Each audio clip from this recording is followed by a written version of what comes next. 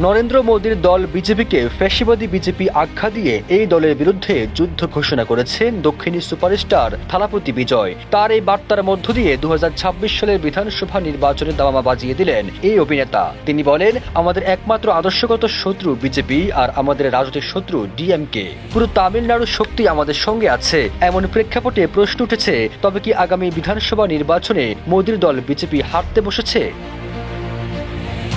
মোদীর সমালোচনা করে থালাপতি বিজয় বলেন, আপনারা হয়তো ভাবছেন 2029 সাল পর্যন্ত আপনাদের যাত্রা মসৃণ হবে, কিন্তু আমি স্পষ্ট করে বলছি, পদ্মপাতার যেমন পানি আটকে থাকে না, তেমনি তামিলরাও বিজেপির সঙ্গে থাকবে না।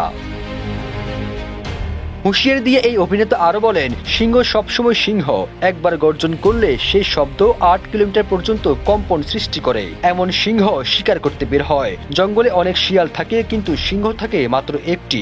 সিংহই জঙ্গলের রাজা। সিংহ জানে কি করে টিকে থাকতে হয়। এই অভিনেতার এমন বক্তব্যের পর দেশটির বিশ্লেষকরা বলছেন, থালাপতি বিজয় নিজের দলকে তামিলনাড়ুতে তৃতীয় ফ্রন্ট হিসেবে তুলে আনার চেষ্টা করছেন। রাজ্যের ক্ষমতা থাকা দ্রাবিড় মুনেত্র কাজাগাম এবং বিরোধী এআইএডিএমকে দুই দলের বিকল্প হিসেবে নিজের দলকে ভোটারদের সামনে আনার চেষ্টায় রয়েছেন বিজয়।